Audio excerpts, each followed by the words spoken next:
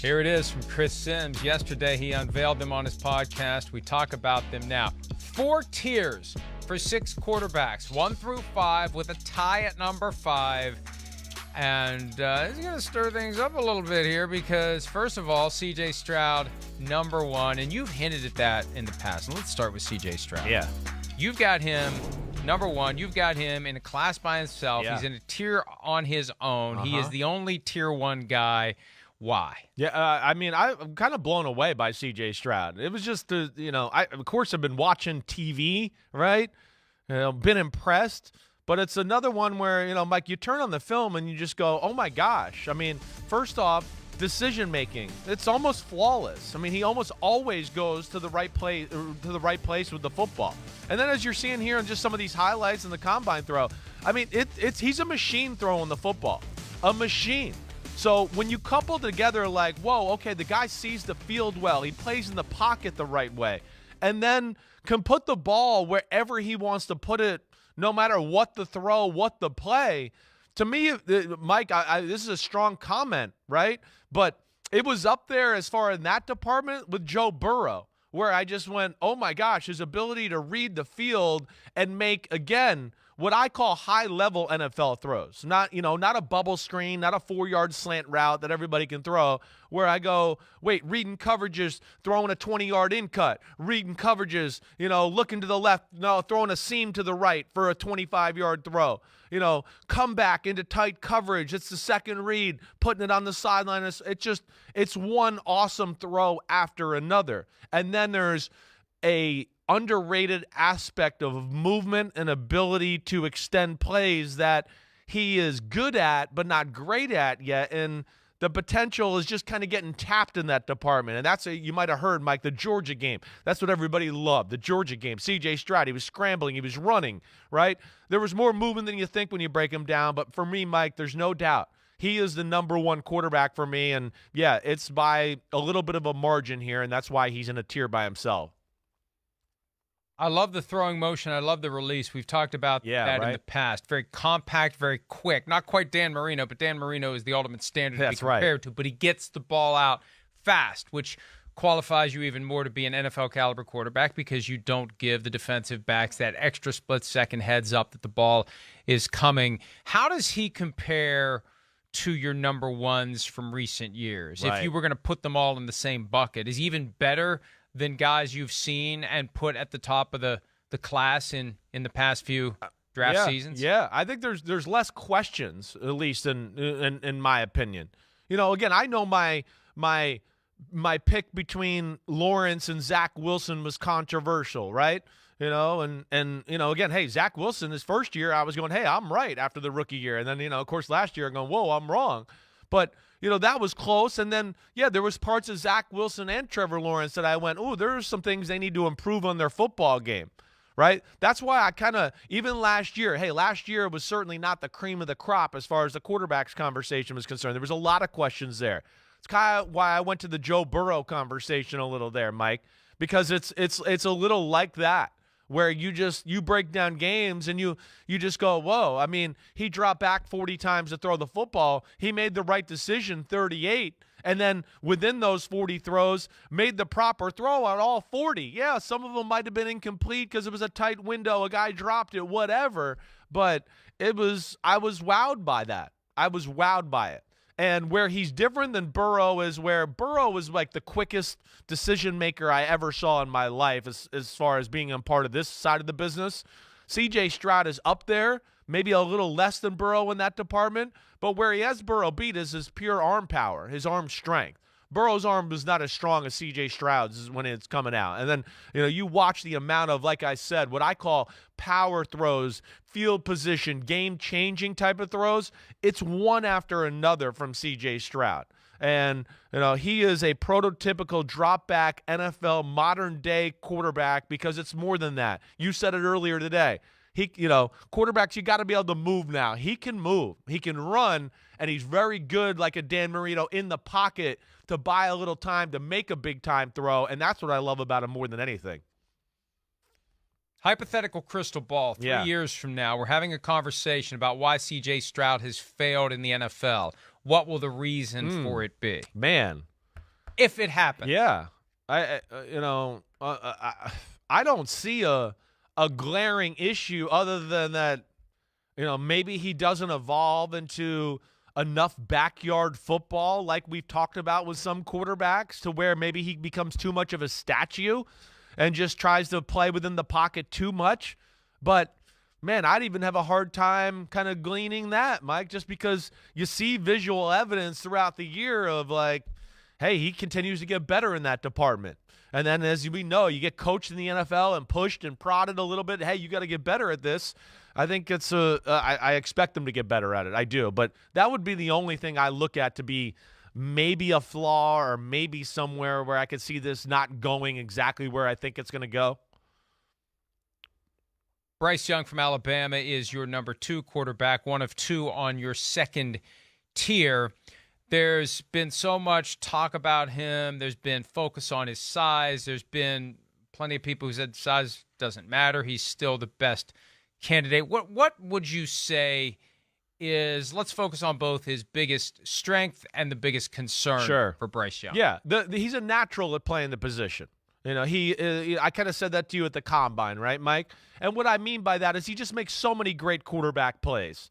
He's slick as hell with the football.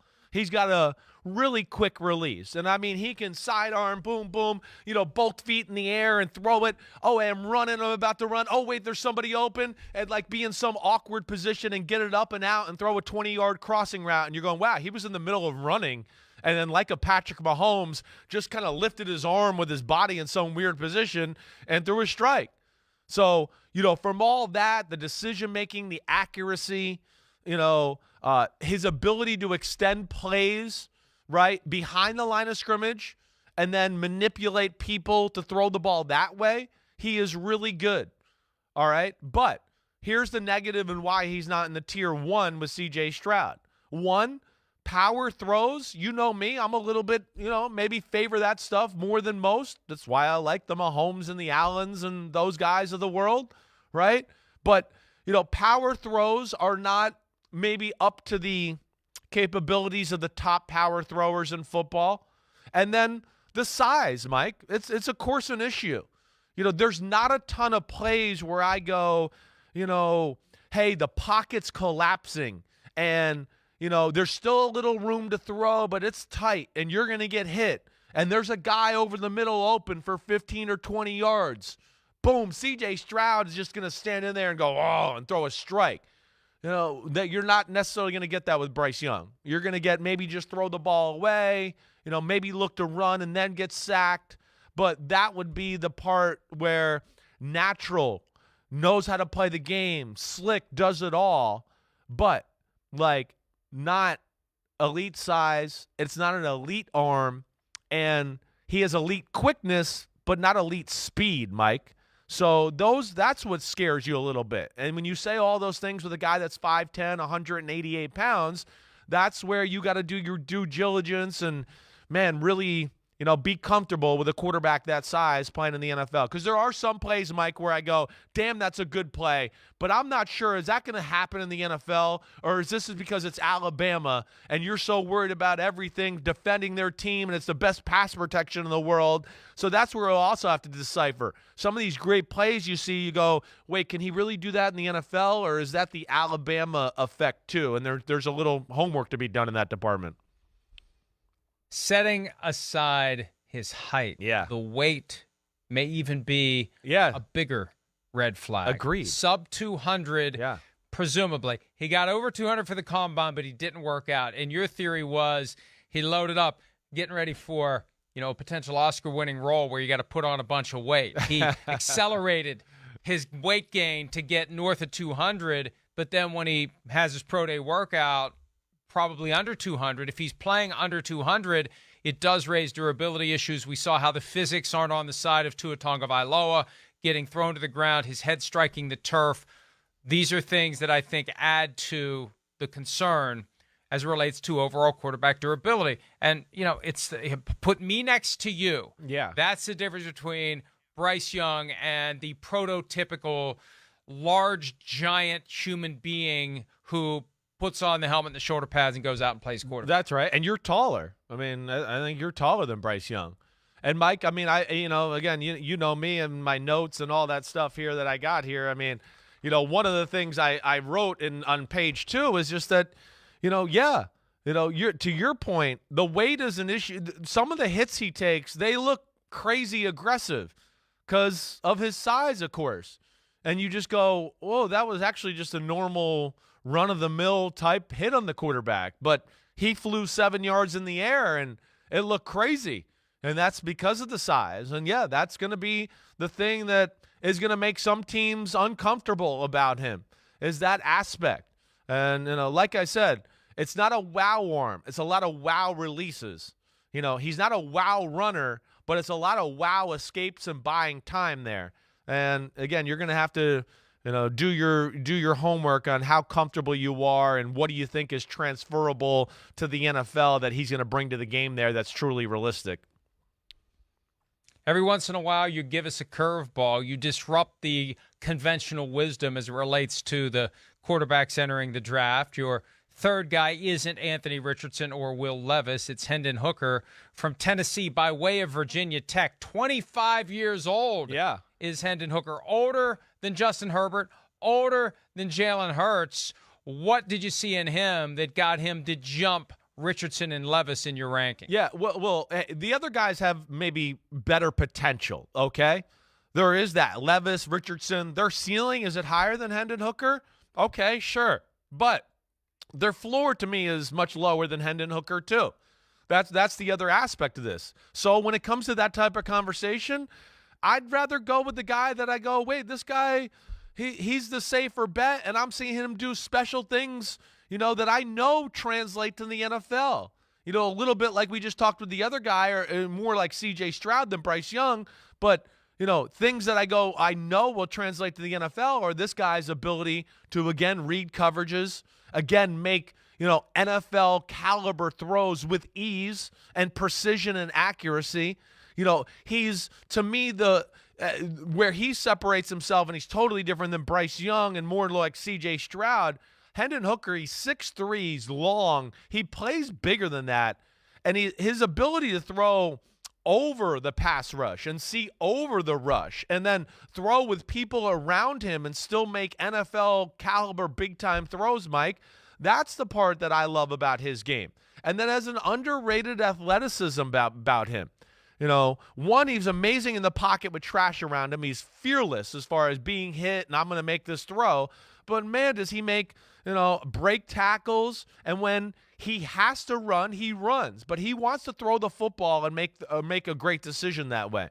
But, I really liked Hendon Hooker. The age thing, and he tore his ACL, I think are leading a little bit to the lack of, on the radar aspect here as far as the draft concerned. But I don't what do you not like? I'm on film here, and from the film, it's decisions, it's great throws, it's good athleticism, it's clutchness, and it's a formula that I've seen work in the NFL with a lot of quarterbacks throughout history, and he has all that type of stuff. And I honestly like his age. I mean, again, are we marrying the guy? Are we worried about what he's going to look like at 45 and if he's still handsome? Last time I checked, aren't these just 4 or 5 year rentals, and then we figure out what we're going to do from there? That's where I think that's getting made a bigger deal than it should be, the age and all of that. But you do get him for 4 or 5 years longer if he ends up being a great player. You have to replace him sooner, theoretically, if you do end up getting a guy that works out. But I guess it's a good problem to have. Yeah, to have a star quarterback for only 10 years instead of 15 years. Yeah, that's exactly. And hey, GMs, they can't be thinking about 15 years. They got to just wait. What can I do to save my ass for the next 3 to 4 or 5? And that's where I just go, Hooker's played NFL football in the SEC, standing in there, making throws, good defenses, reading coverages, right? Better athlete than he's given credit for. His motion is a little vertical. I wish he was, a little bit more round. I wish he had some more cool releases like Bryce Young does, right? Those are some of the negatives maybe. But overall, I think this guy's being slept on in a major way and plays the position much cleaner and better than a Will Levis or Anthony Richardson. Richardson's his own animal himself, and I mean that respectfully. He's a freak of nature. But he plays the position in a way that I trust more and I know is more tried and true to the NFL. And, I don't think there's a very low floor for a guy like Hendon Hooker, and there's still a pretty high ceiling for him as well. Had a flashback to your days when you were with NBC and Bleacher Report and felt compelled every time you said a guy was a freak to pause and say, I mean that in a good way. Right. Well, like, Bleacher Report was so woke. Anytime you say freak, they were so woke. They were like, that's, yeah. So I always had to, say that type of stuff. Here we go. Anthony Richardson, freak in a good way. The guy who was the talk of the combine for the things he was able to do off the charts with the running and the jumping, and he didn't jump past Hendon Hooker. He didn't jump past Bryce Young. Where do you stand on him, and why do you have him in Tier 3 as your fourth highest-rated guy? Phenomenal talent, but he's raw. There's work to be done there. So that's where, he's number 4 on my list, but in Tier 3 by himself because, he's his own entity in itself. The other 3 guys, to me, are more, they're safe bets, let alone they're super talented. Bryce Young, the size thing, that's a little bit question. With Anthony Richardson, no size, no athletic questions. It's about, can he play the position of quarterback at a consistently high level and make the right decisions and make the right throws play after play after play. Mike, to your point on what you're saying here, it's the highest ceiling in the draft. The guy could be a superstar. His arm it's not ridiculous, it's redunculous. It's like, wait, he's on his back foot. He just threw a 70-yard laser down the middle of the field. Like, how did he just do that? Let me rewind it again. And then, of course, the running is a true force of nature. We've never seen anybody like this guy other than the guy we're showing on the graphic right here. And I go, this guy's faster. And the guy's arm is actually probably stronger. I'm not going to say he's a better passer or thrower, though, than Cam Newton. That's the next part of Anthony Richardson. He's got all the tools. But there's some games, Mike, where you go, hey, I don't know what he's looking at here. He should be over here. He's looking over there. Why is he staring down this receiver for 5 seconds? Move on to the next guy, right? There's some games and some plays where you just go, damn, you're too good to miss that throw. He's wide open. You can't miss that, right? So that's where he's number 4 on my list because, there is some rawness. He's a little bit of a project. But also in that, I don't know how much he's been taught or coached either, and he doesn't have a ton of experience. So that's where meeting the guy, is he a great worker? Does he love the game? All that type of stuff is going to be really important with Anthony Richardson and being able to kind of, look into the future about his development and can he fix some of the things that we're talking about here. And see, this is where...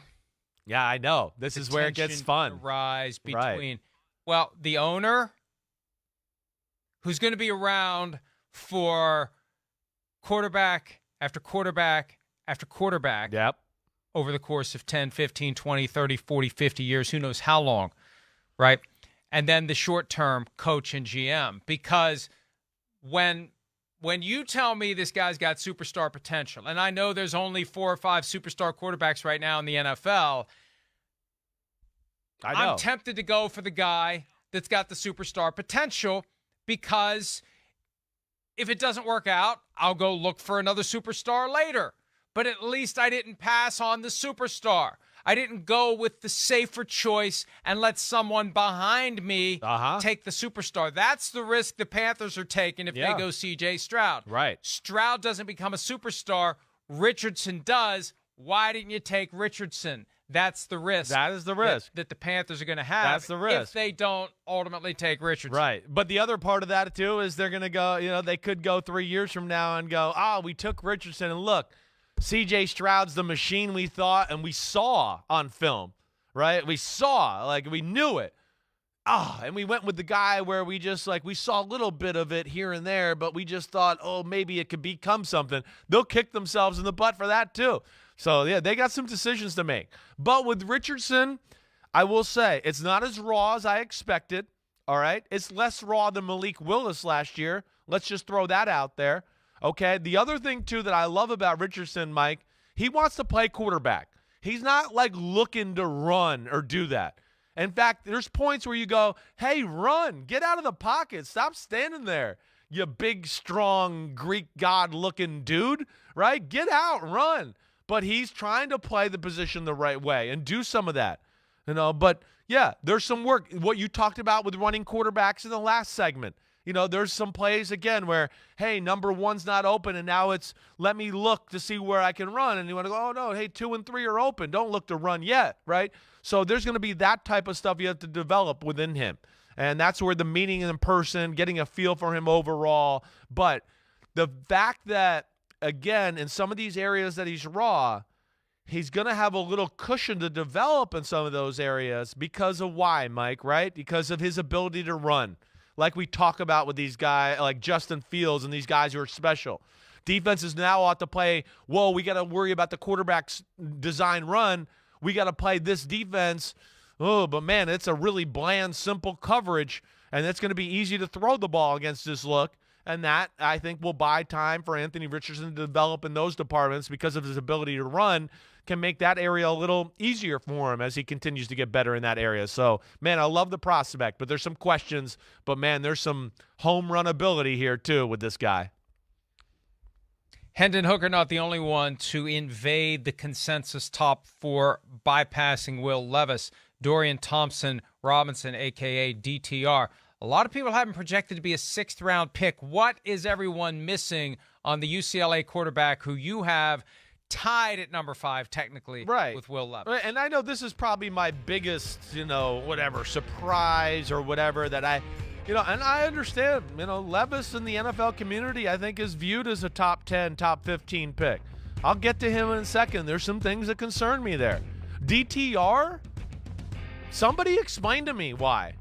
I don't know if I think he's a first-round talent. Now, what we've seen in the NFL the last few years, if you don't go in the top 10 or 15 for the most part, then you end up in the 2nd round or the 4th round. That's kind of where it goes. Or it's like if you don't end up in the top 15 or 20 there, no quarterbacks go until the late 3rd, 4th round again.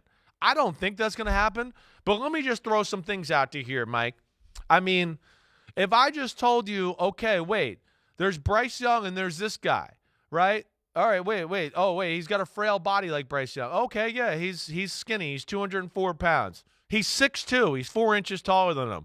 He's faster than him. His arm is stronger than him, right?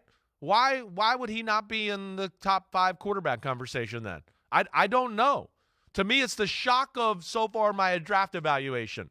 I see a lot of lists, and I go, damn, he's like the 13th, the 14th rated quarterback. I turned on the film. I went, holy crap. It's one great decision, one great throw, plays the position the right way, does everything really good. He plays the position more along the lines like C.J. Stroud and Bryce Young in that department. So that's where he deserves to be in this conversation as one of the top quarterbacks in the draft, and that's why I went with 6 guys, because I just felt like I had to give this guy some love. He deserves it. Will Levis, the Kentucky quarterback. Who's the bigger project between the two, him or Anthony Richardson? Probably Richardson a little, but see, Richardson, where it's tough is, okay, Richardson's more of a project maybe in the drop-back pass game. But like I was saying, Richardson's going to be able to buy himself a little bit of a cushion or leeway there because of his ability to run. Levis, he's athletic, but as far as like the running department goes, yeah, he's towards the bottom as far as these guys are concerned here. Levis, again, has unbelievable arm. He really does. And it's his arm power is not far behind an Anthony Richardson. And he's got 10 or 15, you can, if you took Will Levis's 10 or 15 best throws from last year, you'd go, oh my gosh, that's as good as anybody on the planet. But the problem is not the best decision maker. I don't love his mechanics and how he throws the football. His feet are all over the place. His release is all over the place.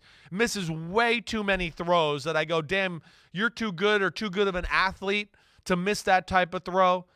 To me, out of all the quarterbacks we've talked about, I honestly thought he was the worst in the pocket. I talked about his decision-making a little bit, the inconsistencies in the throw. I don't love his body either, Mike. He's too rocked up. I'm not a big fan of that. Rocked up, like muscular, too tight of a quarterback. Tell me somebody that's been a really successful quarterback that's rocked up like that in the history of football. I mean, Brady Quinn's the only guy I can even really think of that. And, of course, that didn't go exactly the way Brady Quinn wanted it either. So those are some of my concerns with Tim Levis. Tebow. Yeah. And, well, exactly. There we go. Argument. Boom. Thank you for adding that to me. Exactly. Jimmy G's kind of rocked up a little bit. Well, a little but it's not like this. Not as much. Yeah. And so I don't love that. But, yes, there's some stuff with Levis where there's some big-time potential. But it is a little bit all over the place. The decisions, the throws, the feel within the pocket, and then just the natural ability to kind of get it done, Mike. That's the other thing, too. Guys open, things aren't perfect, your body's not in the perfect position. Stroud, Bryce Young, whatever, they get it done and get the completion. Levis, it's kind of 50-50 in that department, and that's where I just don't think he's as good as the top guys on this list. Hi, it's Mike Florio. Thanks for watching PFT on YouTube. Hit subscribe for the latest news and analysis from Pro Football Talk.